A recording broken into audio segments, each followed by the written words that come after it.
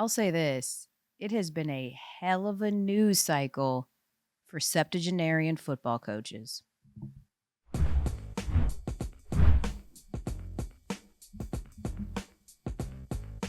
Welcome to the Elle Duncan Show with Gary Striewski. And because all of these future Hall of Fame septuagenarian football coaches... See, there you go again, just using words right out of the gate that I don't know. You should know because you are a tricenarian, and I know that it is your birthday. And because of all of these... Birthday, and this is really selfish of these coaches to be doing this they did on this my day. Your birthday. This is very selfish. They 100% wrestled the headlines away from you. They made it about themselves. It's not cool. Yeah. I mean, God, Bill, did you have to wait to get fired on Gary's birthday? Has it hit you that your beloved Patriots, that the dynasty officially came crumbling down on your birthday? Like, did I end the dynasty? Like, did the dynasty die when Gary Striewski turned 30? Was born 7? Okay. 37. You see these grays. You see this flash of gray right there. You can't spell Gary without the gray. 37. Not 37. Not. Okay. It's actually pretty sad. Yeah. I don't know what to feel, how to feel, because whether you're talking Pete Carroll in the Great Northwest and all of our viewers and listeners out there, or you're talking about Nick Saban, who has been the guy in college football for the better part of 2 decades, or Bill freaking Belichick, there's a lot of internal emotions that I'm sure you're feeling too, not just how we feel about these coaches and what they did and how much disdain you had for one of them, which is what you said on Twitter, the highest level of respect you can 100%. give a guy is get the out of here. God, this is so amazing. Leave, don't come back. Don't let the door hit you on your way back. Being a Georgia fan, that's the highest praise you can give somebody. I guess I'm thinking more of it as I turn 37 and I'm seeing what amounts to these coaches that were definitive of our teenage years and in our 20s and into our 30s, now closing a chapter in a sports world, which coincides with us closing a chapter in our sports fandom. It's really weird. It's interesting because when I found out the news, and I want to walk you guys through just a little peek into how things work on a sports-centered type of schedule, right? Let's just take this week, for instance, all right? Mondays, easy. You're just reacting to football. Yes. You're looking ahead to the national championship. Tuesday, perfect sitch. Reacting to the national championship, okay? Wednesday, typically Wednesday, we're moving forward. We're turning the page. We're doing college football offseason stuff. We're looking at the NFL draft because these players are now moving on. And of course, we're getting ready for this weekend and the NFL playoffs, right? Thursday and Friday, rinse and repeat. Mm-hmm. Yesterday. Yeah, Thursday's like the big day because, injury report's going to come out. Correct. Here we go. And that's the first little morsels and nuggets. And that's when we're bringing the Jeremy Fowlers and the Adam Schefters to be like, so what is the likelihood that Jalen Waddle won't play in Kansas? I mean, he's not going to play, but you know what I mean? Yeah. It's when we get those first morsels. It's all informed guesses really until Thursday and Fridays when we're starting to get real tangible evidence about outcomes or what could potentially impact these games, right? So the buildup is there. Friday is usually a little bit of a news dump, right? So we're wrapping up the week. You're going to notice a lot of people are kind of off on Fridays, whatever, okay? Yeah. That's typically how it goes. I come in yesterday and it's all right, Pete Carroll out. And what's so interesting is, I hope I didn't do this to him. I don't think I have that power. But I said just a few weeks ago when we were talking about this whole is Mike Tomlin on the hot seat thing, I just pondered with a segment producer I was sitting there with. Quick question. Why do we never question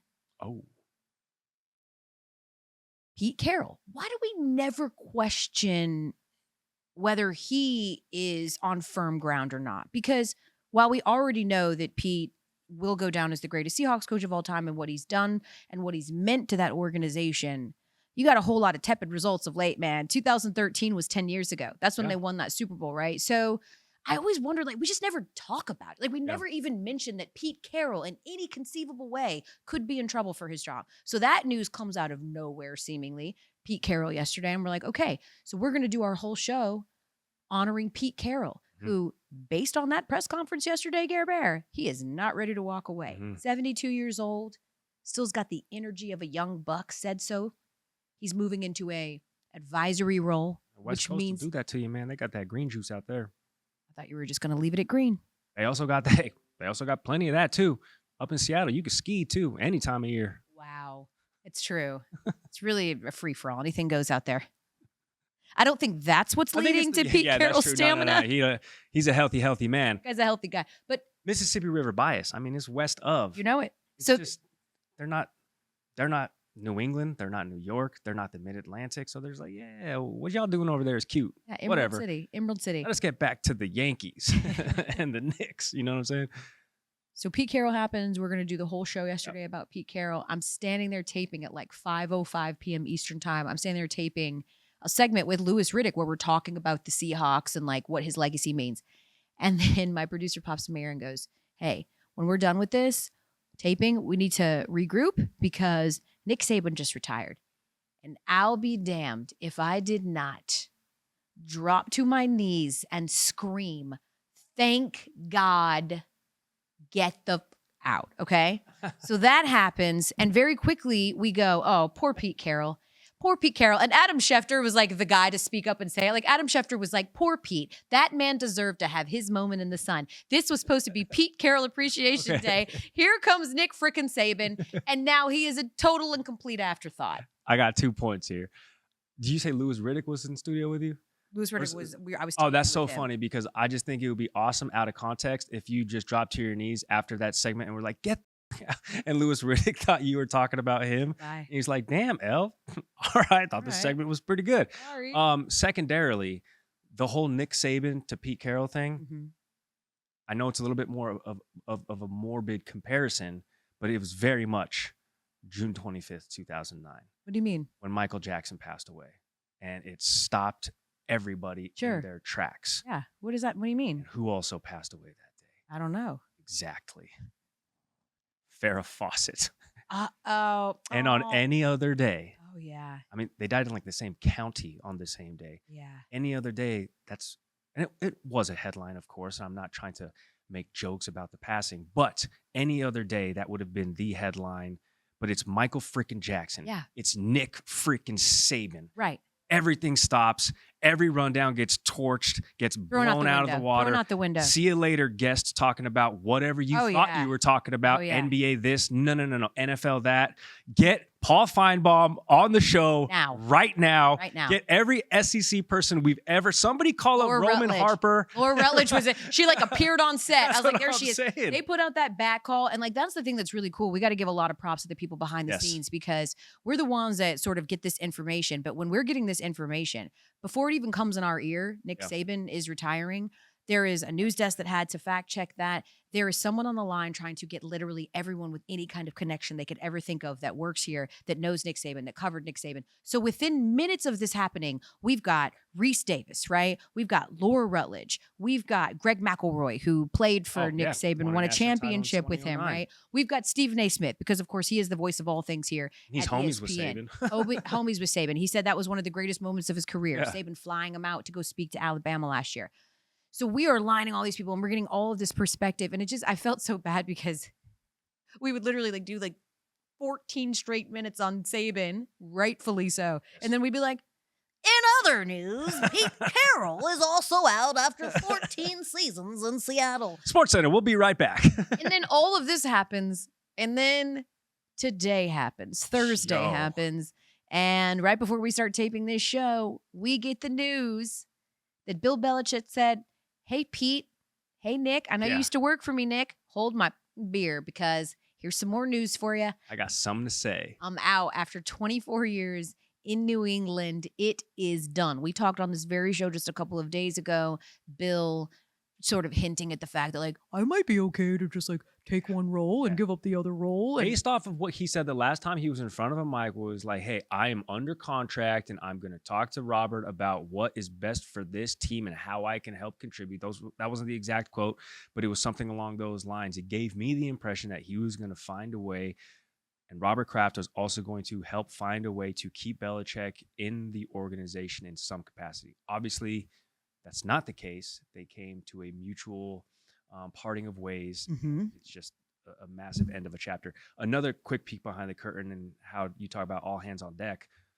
I woke up this morning to a text from our lovely boss, Maria, and she was like, call me urgent. And I was like, uh-oh, I'm You're coming off the bench. Someone's calling me off the call. bench. We Yeah. got 25 hours of Sports Center. Unfortunately, I woke up about 30 minutes after the text, but this is how good the behind the scenes is at Sports Center. I called her. I was like, Maria, I'm so sorry. Improv went late last night. First off, she was like, happy birthday, Gary. Secondarily, stand down. Everything's all good. Got coverage. And then pop Sports Center up at noon. Randy. Anna Storm. Yeah, and Randy Scott. Yeah. So they bailed you out. it was all hands on deck. I was like, oh, y'all should have called them first. Yeah. Y'all should have called Hannah and Randy first. So I was definitely the backup to the backup. But yeah, man, we had stuff ready to go. I definitely used to do that when I was in your position. Like when you do the 6, they don't really call you anymore to do other shows, not too much. Sure. So, but when I was in your position and they would have to call me in for stuff, I would do that. I'd see the call. I knew it meant they were trying to call me off the bench. Yeah. I'd give it 15 minutes and call back because typically by then they found someone else. They're good. No, I literally woke up, cheat code, saw the text, and I'm like, oh damn, because it was like 8:30. You're like, let me hit it right back. Right after I go work out, have breakfast, do this laundry, and take a shower. Maria's like, Gary, why are you breathing so heavily? Are you on the treadmill right now? Yeah, I'm just wrapping up a quick 10 miler. Anyway, you need some help? No. So you listened. Yeah. To the Bill Belichick New England press conference. Sad. Of which I didn't. You said it was sad. It was sad. I think it's only sad if you're a person from this region or you're a person that has any sort of positive ties, positive memories maybe to the organization, because it's all you've really ever known. Mm-hmm. Quite literally the coach of the millennium, 2000. Ever since the year 2000, this guy has been judge, jury, executioner, GM, head coach, doer of no wrong in New England. And now that chapter is done. And yes, the ownership group remains, but Tom Brady isn't there anymore. Bill Belichick isn't there anymore. And it's almost as if a piece of New England's identity is gone that'll never, ever be recaptured. I mean, you can unequivocally say this about New England. You can say this also about Alabama. Like this, the unprecedented talk, for sure. It will never, ever happen again. And that's like a pretty hard reality that you have to sort of deal with. It. We will never, ever get to enjoy the amount of success that we enjoyed over the course of this time frame. Sure. And that's a pretty tough pill to swallow. You'll never, ever, ever in your wildest dreams duplicate that success. It's Andy Bernard in The Office. I wish you knew you were in the good old days before they actually left. Yeah, while you were still in them. That's just the plight of man. We're always not going to appreciate things until, right? Like, we're never going to appreciate things while we're in them. I seem to remember multiple times over the years us going, hey guys, like, take stock of what you're witnessing right now. Because like, Tom Brady's never happening again. Or even when I was young, take stock of what you're witnessing with Michael Jordan, guys. Like, that's never going to happen again. I'm not pessimistic enough to say like it's never going to happen again. Obviously things are changing, the landscape is changing. I mean, I'm sure that there were people back in the Vince Lombardi days that would tell you no one would ever even come close to sniffing the greatest coach in NFL history, and I'm pretty sure Bill has done that, right? So like I think we're being a little bit sentimental. Definitely. As we should be, right? Like, especially for people that are our age and a bit older, because you're right. You're talking about these 3 coaches, and I joked about them being septuagenarians, but you're joking about people who have been very much a part of the conversation for over 2.5, 3 decades, and the idea and like sustained success and all of those things. And they have earned their moment in the sun. However, Nick Saban is the only one of those dudes who actually wanted this. Like, he's the one that decided to walk away. And we were talking about it yesterday with Laura Rutledge and others. Did you see this coming? Was there any indication? And Laura said it just felt like he was being incredibly reflective this year. He just was taking in moments. He was savoring things more than I'd ever see him do those things before. I really appreciate, as much as I have gone after Nick Saban, solely because he has been the harbinger for all horrible things for my program at Georgia. I love the fact that he just went out and in a very Saban way didn't want some farewell tour, which he could have deserved. Like, he didn't do any of that. He just told his team, from what I understand, he was still meeting with like straight up like coordinators and stuff like filling positions this morning, like or hours before he even decided to walk away. And he's going to be done. Pete Carroll clearly sounds like he wants to coach somewhere else. But then there's Bill. Yep. Bill's really interesting because it's been 24 seasons. I remember many years ago, Bill hinting at, or other people hinting at, Bill saying he doesn't really want to coach into his 70s. He's 71. He's tickling 72. He'll be there in April. And he's already being linked to teams like the Falcons. And I just, why? Like, I don't know.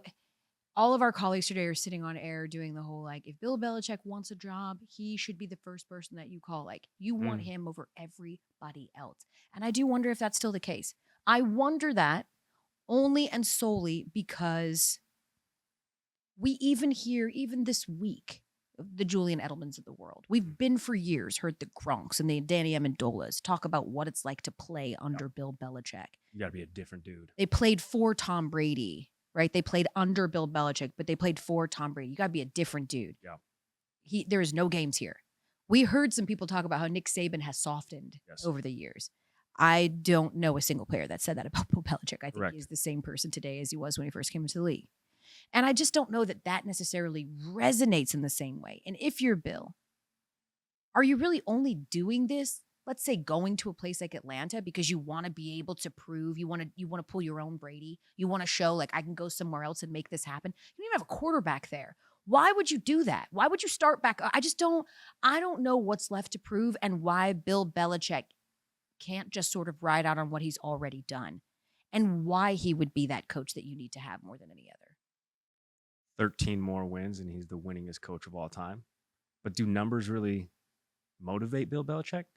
And I think the whole, like, can you do it on your own? I don't think you have to change zip codes to have to do that. I mean, he had that opportunity for the last 3 seasons, you know what I mean, in New England to be like, okay, yeah, Bill's going to, or rather Tom Brady's going to go down to Tampa and I'm going to do this by myself. And okay, yeah, he did. He took the Patriots to the playoffs that first year with Mac Jones. But since then, some of the worst football in the league the last 2 years. It's just so hard because when you go to a different franchise, there's no overnight turnarounds. No. There's no overnight turnarounds in the NFL like you could have in college football if you get there early enough, and now you can tap into the transfer portal. So now you can have all these 4-star, 5-star guys come to your program and all of a sudden revamp it. You're not doing that through free agency with grown dudes who aren't going to come to, let's just say, Atlanta just because Bill Belichick is there. I don't know that there is. I don't honestly know that there is that. I hope that there are former players that will listen to this and correct me if I'm wrong. I don't know that there's people clamoring for that anymore. I don't know that anyone, I think people were clamoring to pay for Bill Belichick and Tom Brady. I don't know that anyone's going, God, I just need to play under Bill. I don't see that. And you've got some great young pieces there in Atlanta and the skill positions. Obviously, every first round pick's gone to the skill position. Yeah.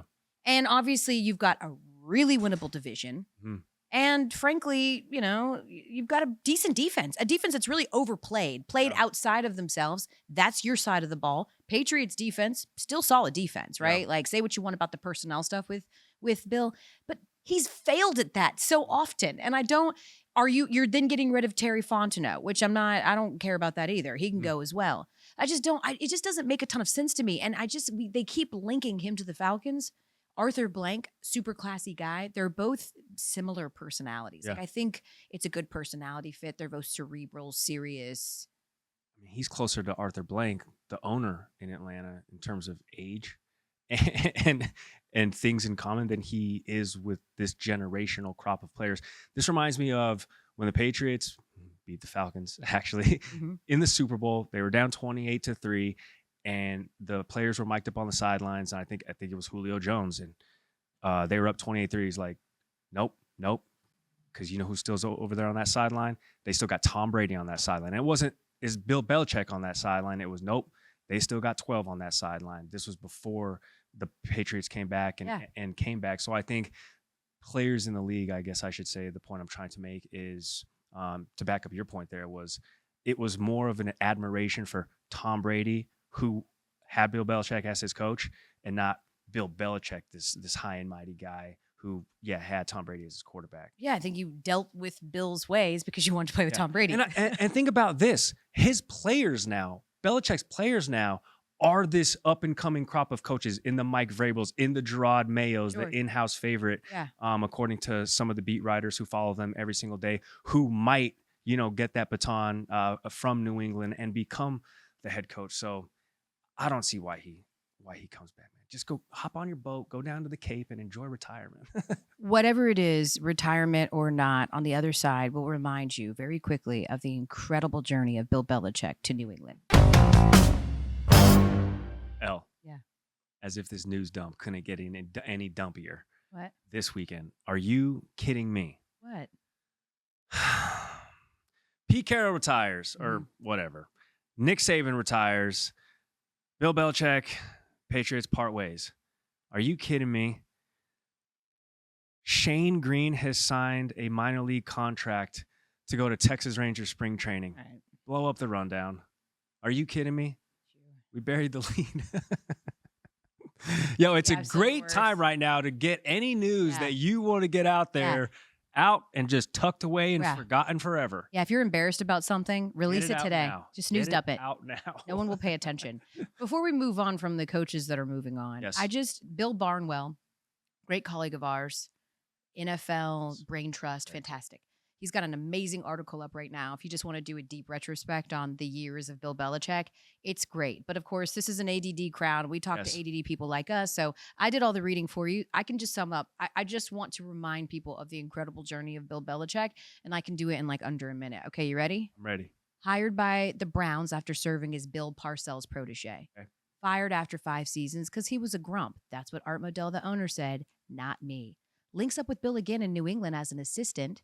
Parcells bounces, goes to the Jets, brings Bill. Then Parcells in 2000 is like, you know what? I'm out because y'all finna be sold and I don't want to coach here no more. Perf. Bill Belichick is still there. He's the heir apparent, but Bill didn't want to be there. So, of course, he resigns at his initial news conference, sues the league. Let me go somewhere else, anywhere but here, not here. Then the Jets are like, no. Then he's like, okay, Jets, give me personnel decisions and I'll stay. And then they're like, oh, God, no, you're fired. But we still own your rights, but we'll let you go out and interview. Here comes Bill Parcells again. Calls his homie Bob Kraft that he used to coach for. Interview him, dude. Bill's that guy. All right, bet. Likes him. So Kraft calls up the Jets and says, let's make a little trade. Give you a first rounder. Greatest trade of all time. Fast forward, 2000, greatest pick of all time. 6th round compensatory pick. They wanted to get a quarterback. Who's it going to be? Louisiana Tech quarterback Tim Rattay or Michigan quarterback Tom Brady? Who's that guy? The rest is history. Read the rest on ESPN.com. But again, just what it took for him. He was a pariah. He was never going to coach again. You know, he was only benefiting and suckling off the teat of Bill Parcells. And for him to take all of that and not quit, not to be too like rah, sis, boom, ba, but that is such a great story, you guys. He went from being the youngest coach in the NFL by like many, many years to the laughingstock of the league. And he pursued and he kept at it and he asked for his value and he wanted his value. He had done nothing to precipitate getting full personnel control, but he knew that's what he needed to be successful and he demanded it and he got that from someone. So let that be a lesson to us all. If you can't change the people around you, change the people around you. That's good. And now Navy is about to have a hell of a season next year because Coach is coming to instill a new offense down there in Annapolis. You know that it's coming. All right. One thing that we have shored up that is confirmed, we can put this to bed. As soon as Nick Saban retired from Alabama, here come all the rumors. Oregon coach Dan Lanning, who was a grad assistant for Kirby Smart when Kirby was there in Alabama. He's on his way. He's the next up-and-coming thing. He's done a great job with the turnaround of Oregon. Pac-12's closing up shop. They're moving. Come on, Dan. What did Dan say today, Gary? Dan lit up that stogie and was like, I'm straight. I'm staying in Eugene. It was so hilarious, too, because he chirped Prime earlier in the season for putting out content. And this was like a 60-second curated video. It had a track. It had VO. It had edits. It had highlights. It had filters. And then it had him at the end of it just lighting a cigar. I'm like, who does this guy think he is? Al Capone? Yes. It was awesome.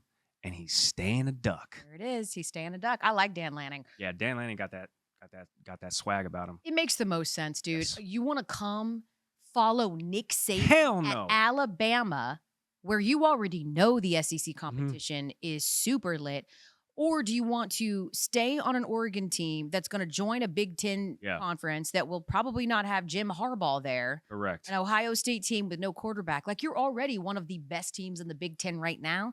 He don't want none of this SEC smoke. And that's no offense or no knock on Dan Lanning. He's building something really nice at Oregon. Now's not the time to bail. And also for all of you that are tweeting at me, you're excited now about Nick Saban, but wait till Kirby leaves. Shut the Kirby's. Why would you do that? Why would Kirby, a Georgia alum who, yes, coached under Saban, a Georgia alum, leave the program that he built that looks a lot like Alabama right now for Alabama? That's so stupid. Y'all stop. Get out. And another thing. Yeah. Shut up. Damn it. And another thing that happened today. I said this last week. Oh. I told you, boo, I'm always here for the storylines, in particular if they're petty. What happened? Guess who announced? He's coming back to Texas. Oh. For another year. Their quarterback, Quinn Ewers. Here's the one problem with that. Oh, damn it. There's just a guy named Arch Manning just sitting on the bench, sitting around and waiting, okay? The same Arch Manning who drew the biggest crowded media day, even though he's riding pine.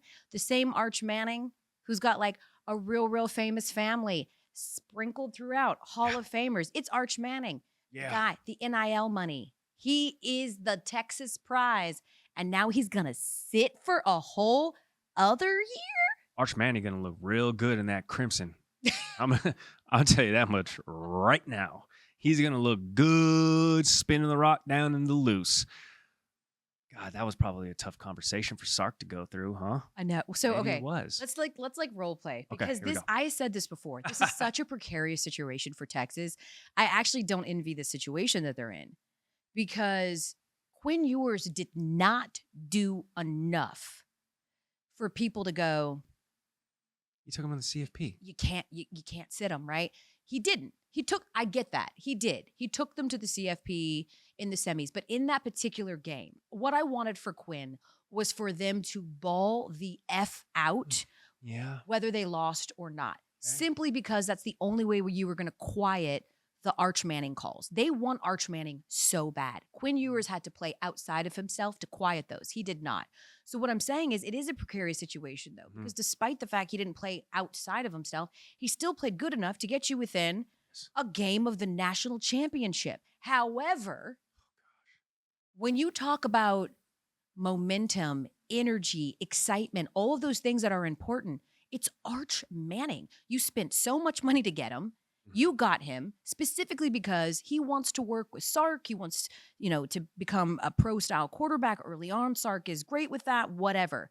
He's not sitting another year. I just don't see it. I don't see it in a time and an era when you get black marks for staying longer in college as a quarterback. You do. Michael Penix Jr. gets so many marks because he is a 6-year guy. I don't see a guy like Arch Manning staying in Texas and solidifying that he is going to play through his senior year. I don't see it. And because of that precarious situation, I can only imagine how much Texas was praying that Quinn Ewers would just move on. Because if Quinn had an amazing game, maybe his draft stock goes up. I think Quinn is reading the tea leaves. He's like, I can come back and do better, and I can better my draft position. But because of that, Texas now has this big problem. And I want to do a little role. That might listen. If he won that CFP, took him to the national championship, he might have come back for his senior season anyway. I mean, look at the quarterbacks that are going to be in this draft class: Drake May, Caleb Williams, Jaden Daniels. He wouldn't get drafted over maybe those JJ three guys. Yeah, I don't include him because I don't think guys are a first round. Completed 10 passes in the national championship Exactly. game. All right, so okay, let's do some role playing. Okay, right. So I'm going to be Sark. Okay. When Quinn Ewers tells him this was the conversation. This is the conversation when he decides he's going to come back for another year. Coach? Come in. Hey, Coach, you see all this news about Nick Saban retiring, Bill Belichick out of New England? Yeah. What's up, Quinn? What do you need? That's crazy. No, I just got done with a class here, Coach. And just where's your country accent, Quinn? Just kind of wanted to talk to you. About sort of this season and maybe kind of my next step here at the program and sort of beyond. I know we had a lot of expectations, and we definitely checked a lot of those boxes this season. Got us a game away from the national championship, and I'm sorry that I couldn't bring that home.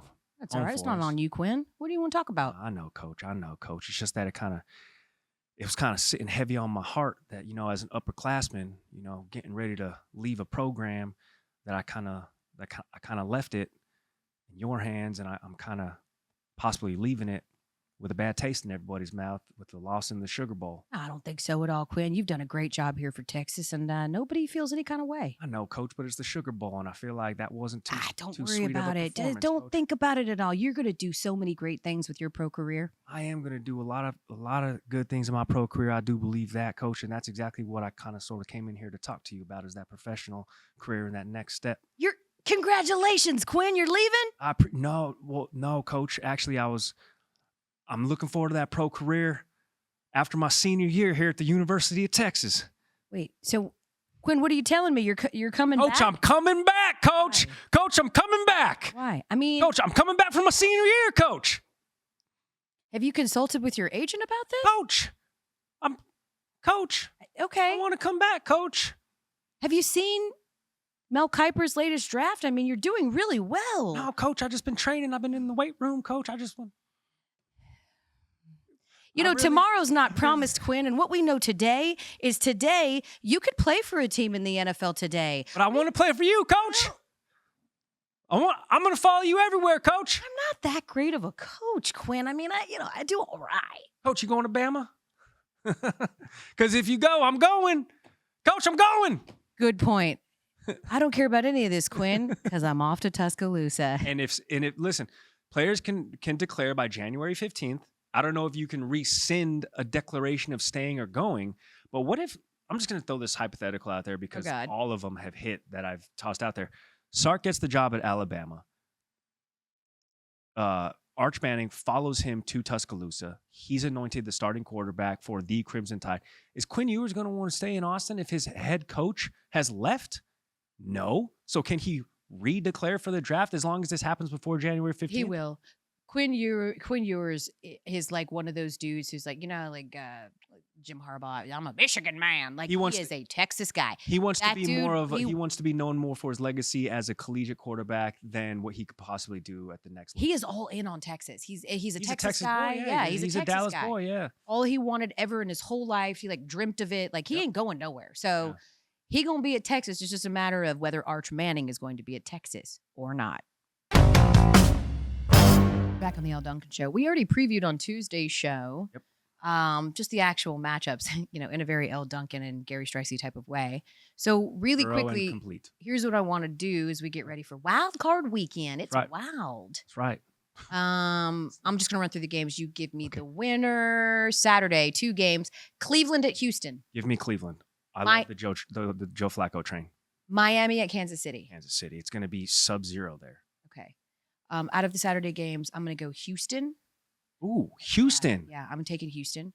And I'm going to go, it would be the first time out of 4 tries that a rookie has faced the number 1 total defense and actually won. They've all the other ones have lost. So I think CJ Stroud's going to do it. Okay. I think he's going to do it.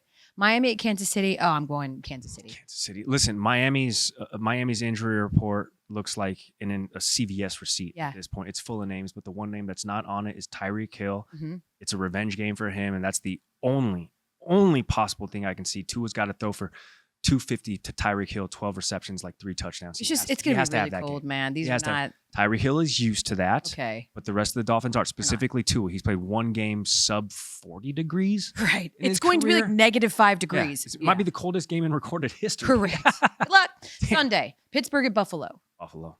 Give me Buffalo. Green Bay at Dallas. If this was on the road, if this was at the Carhartt Jungle in Green Bay, obviously it's not. Give me the Packers. But Dallas is literally undefeated at home. They're a completely different football team. Yeah.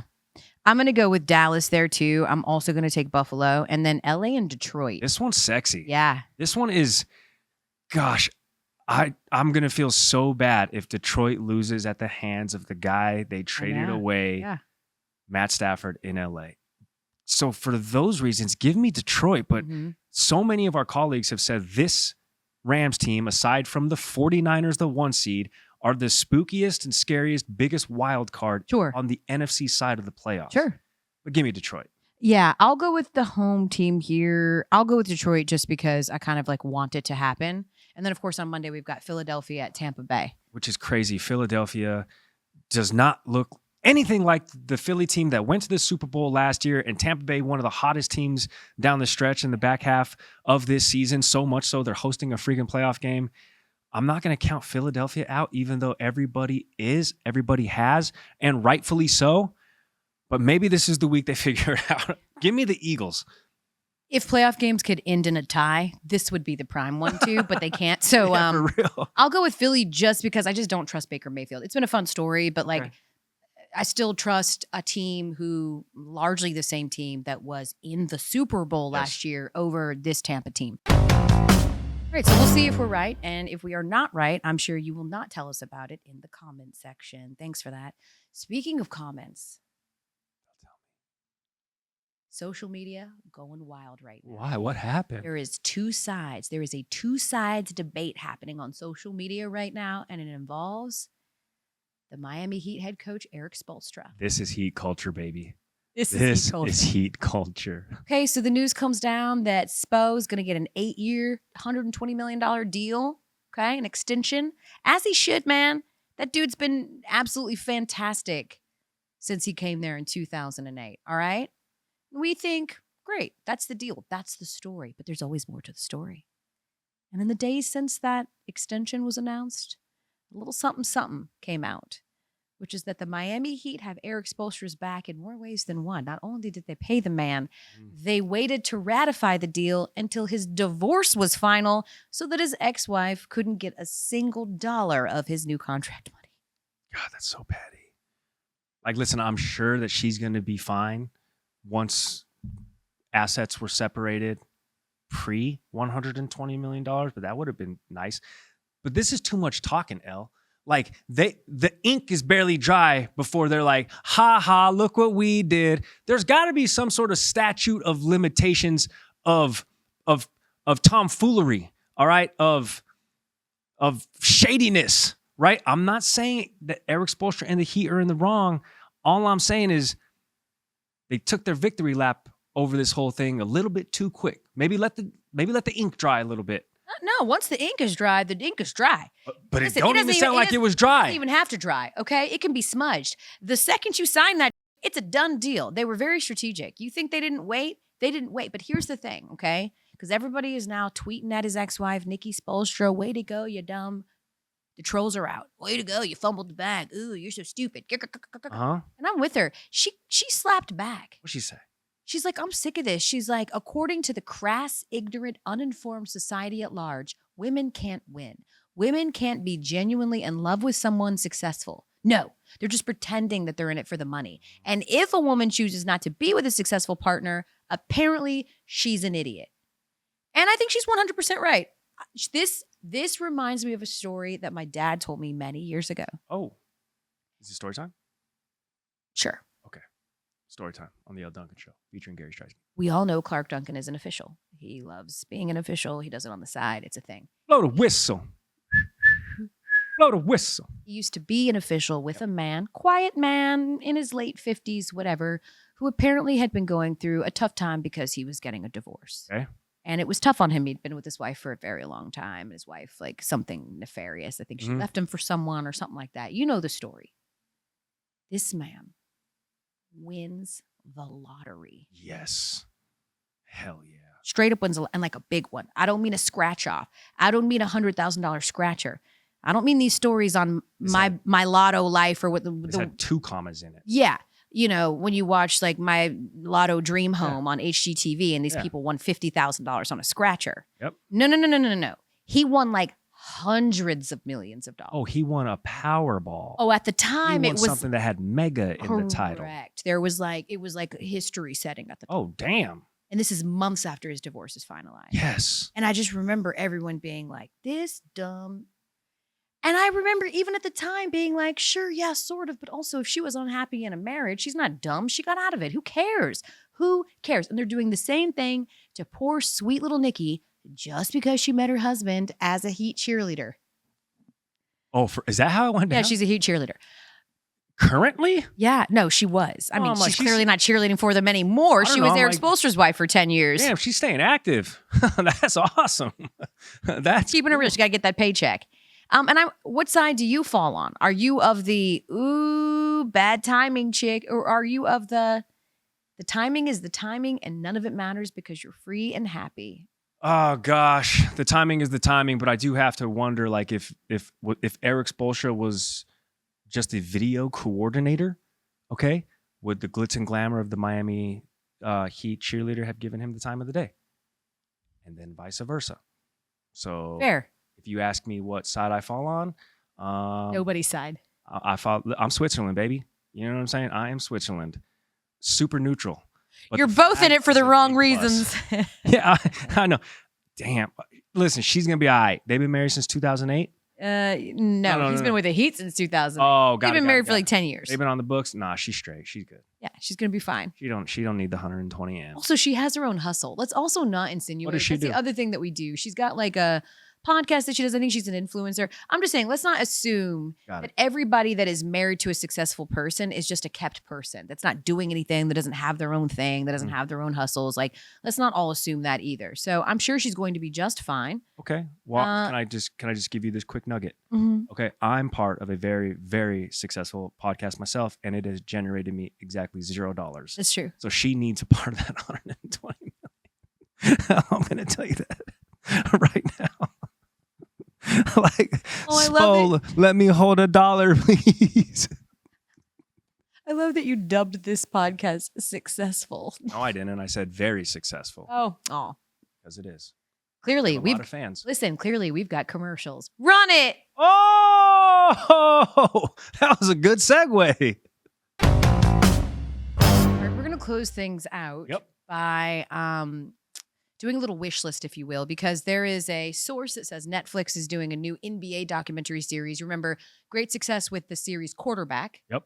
Which shockingly followed quarterbacks in the NFL. And reportedly, the 5 players that were chosen for the first season of this project. Now, remember, these are the people that are going to sell this thing. Yes. There's going to be more seasons of this. It's going to be because these 5 were so compelling.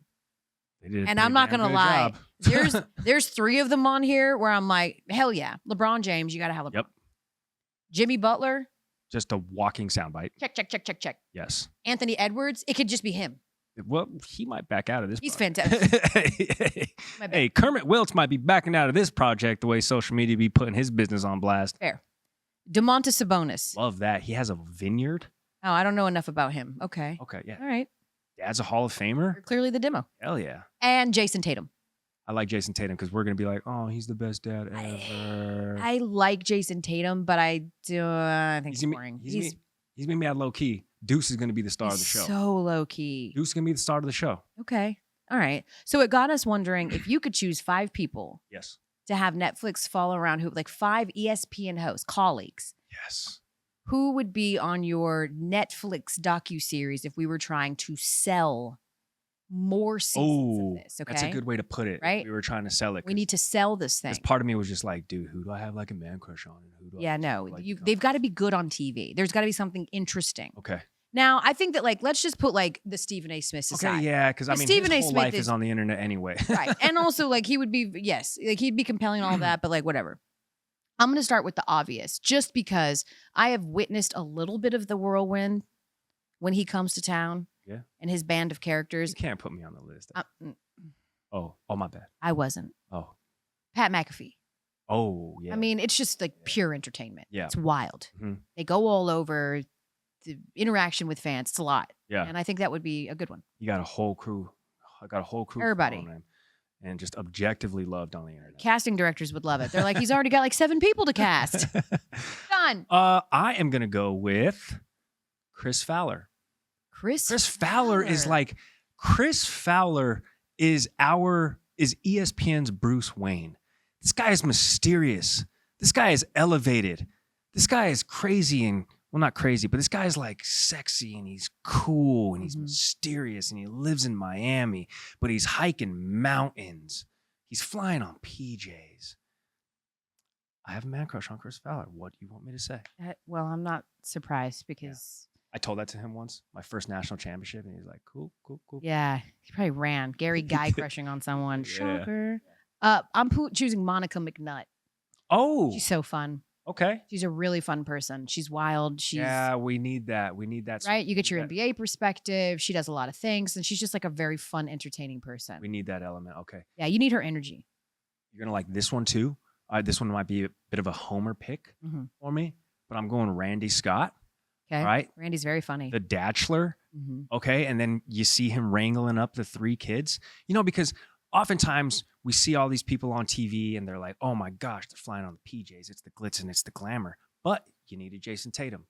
You need a Jason Tatum on this cast. You need a Jason Tatum that people can be relatable with. All right. Randy Scott doesn't own a snowblower and he's got a big driveway. Yeah. You want to be relatable In with Massachusetts. those people. Yeah. What a freaking psychopath. So just Weird. one whole episode could just be this 40-year-old man just regretting. Taking out his driveway. Yeah, just every scoop of snow. That feels like something people will not watch, but that's fine. I was going to throw someone like a Kendrick Perkins in there. Okay. Again, like K-Perk is like funny and he's like interesting. Like his life is, I just want to know more. I have a wild card for you though. You ready? Yes. Because you said like Chris Fowler is mysterious and stuff like that. No. It could be more mysterious than Chris Fowler. There is someone on campus here even that if you polled 95% of the people here, they would tell you they would want this person on a reality show because they know nothing about this person. They are the most mysterious. Oh, I know who you're talking about. Enigmatic I know who you're talking about. Literally, no one knows anything. I know who you're talking about. Person. Nobody knows where they live. Nobody knows any. It's rumored that they live under the building here, and that I know where he lives. Zubin Mehenti. I know where he lives. I see Zubin all the time. Tell me he's not the most enigmatic figure at ESPN. Zubin Mehenti is the Rain Man, dude. I was his intern in Denver, and that guy is Zubin Mehenti. Exactly. Man. He is just locked. He doesn't have Twitter. He doesn't listen to music. He told me he 2024. doesn't like.